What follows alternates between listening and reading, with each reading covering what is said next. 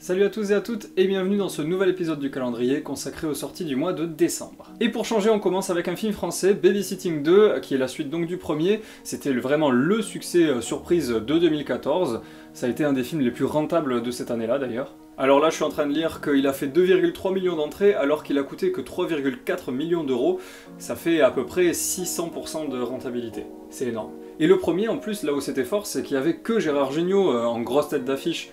Donc chapeau. Et dans cette suite, au revoir Gérard Jugnot, bonjour à Christian Clavier, qui était ni plus ni moins que l'une des têtes d'affiche d'un des plus gros succès de 2014, un autre, c'était Qu'est-ce qu'on a fait au bon Dieu. À part Jugnot, on prend les mêmes et on recommence, cette fois-ci au Brésil, où la bande de potes décide de partir en vacances et évidemment, rien va se passer comme prévu. C'est assez intelligent d'avoir mis l'action au Brésil cette fois-ci parce que ça va les détacher de cette image de Projet X à la française qu'on lui a faussement attribuée pour le premier.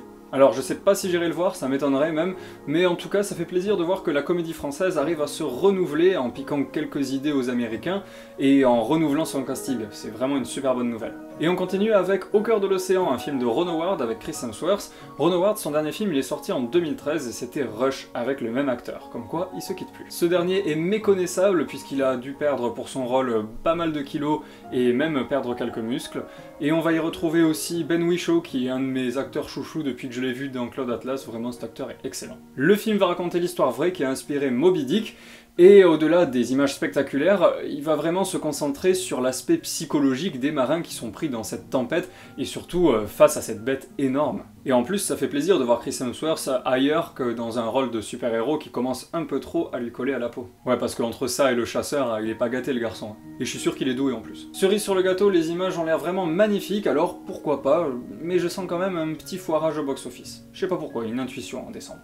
On connaît tous Snoopy, et il est sur le point de faire son grand retour sur grand écran grâce au studio Blue Sky, qui sont les papas de l'âge de glace entre autres. D'ailleurs, on devrait pas tarder à en parler de l'âge de glace. Un pari risqué pour les studios Blue Sky, puisque Snoopy c'est vraiment pas une licence qui fait rêver les jeunes, mais à la vue des résultats du box-office US, on peut dire que le pari est réussi. Visuellement, on ne peut que féliciter les studios qui ont réussi à donner un coup de jeune au design des personnages, tout en respectant l'œuvre d'origine. Un film à découvrir donc en famille, et il est même probable que j'aille le voir. Et on se laisse avec le film événement de ce mois de décembre, sûrement celui que tout le monde ira voir, vous savez très bien duquel je veux parler. Je veux bien sûr parler du Pont des Espions de Steven Spielberg.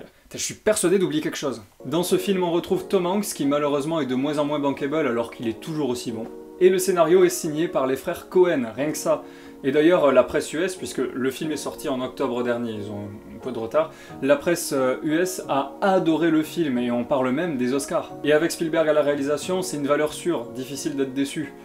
Et puis de toute manière, vous voulez voir quoi ce mois de décembre? Merci à tous et à toutes d'avoir regardé cette vidéo, j'espère qu'elle vous a plu. N'hésitez pas à la partager et à me dire dans les commentaires si j'ai oublié un film.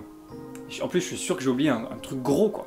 Encore une fois, merci à tous les tipeurs et je vous dis à très bientôt pour le prochain épisode de Tout de suite. Ciao! Nous sommes engagés dans une guerre. Cette guerre, pour le moment, n'implique pas des hommes armés, elle implique des renseignements. Un événement important s'est produit. On a arrêté un espion soviétique. On voudrait que vous le défendiez. Je défends des assurances. Je n'ai pas plaidé au pénal depuis des années. Vous avez représenté beaucoup d'hommes accusés d'espionnage. Ce sera une première pour nous deux. Vous devriez être prudent.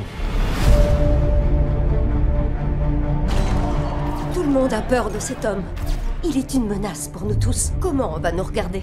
Comme la famille d'un homme qui essaie de faire relâcher un traître? On a tous le droit d'être défendus. Chaque personne est importante. À partir de maintenant, vous n'appellerez plus l'U-2 avion de reconnaissance.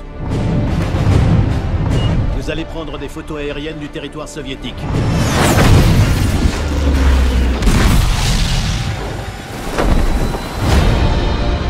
Dites-moi ce qui s'est passé. Ils ont notre pilote espion la tête pleine d'informations classifiées. Nous avons un de leurs gars. Vous allez négocier l'échange sans que nos gouvernements ne se contactent. Vous pourriez empêcher une guerre thermonucléaire totale avec l'URSS. Je vous parle de la sécurité de votre pays. Où veulent-ils que cette négociation ait lieu exactement? Berlin-Est. Dis-moi que tu ne courras aucun danger. Dis-moi quelque chose qui me rassure. Je le fais pour nous. Il y a peu de routes ouvertes pour passer à l'Est. Et l'état de droit est moins respecté là-bas. En général, évitez d'entrer en contact avec les gens. Vous êtes un étranger. Nous devons avoir la discussion que nos gouvernements ne peuvent pas avoir. Vous êtes américain, vous pourriez être emprisonné. Surtout, éloignez-vous du mur. Franchissez-le, ils vous tireront dessus.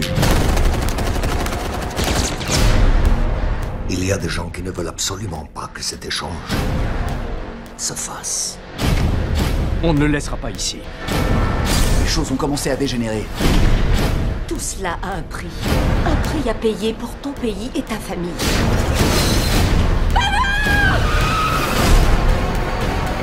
Il faut que ce soit un échange.